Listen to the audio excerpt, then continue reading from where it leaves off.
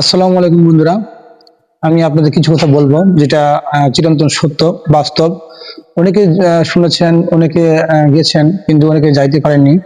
আসলে মানুষের ভিতরে কিডনিতে অথবা ইয়াতে ওই যে আপনার পাথরথলিতে, তীর্থথলিতে যেটা বলে, অনেকে পাথর হয়, কিন্তু পাথর হয়।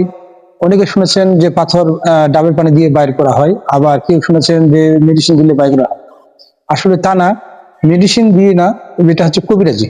আমি গেছিলাম, আমি নিজে আমার জন্য গেছিলাম, আমি নিজে গেছিলাম আমার জন্য। রাজশাহী থেকে আমরুলা স্টেশন আরো অনেক দূরে গেছিলাম।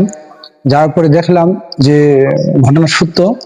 ওরা মেডিসিন দিচ্ছে ছোট ছোট করে, আর কিছুক্ষণ পর পর বলতেছে ডাবের পানি ওই সাথে সাদা পানি দিয়ে মিক্সচার করে খাওয়াই।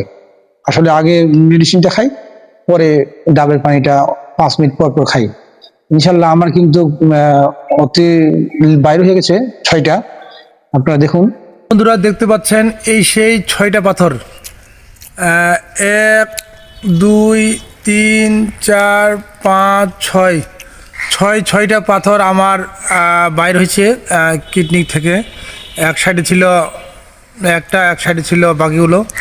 আমি গেছিলাম প্রায় রাজশাহী আমনুরা স্টেশনের আরও অনেক দূরে কবিরাজের বাসায়।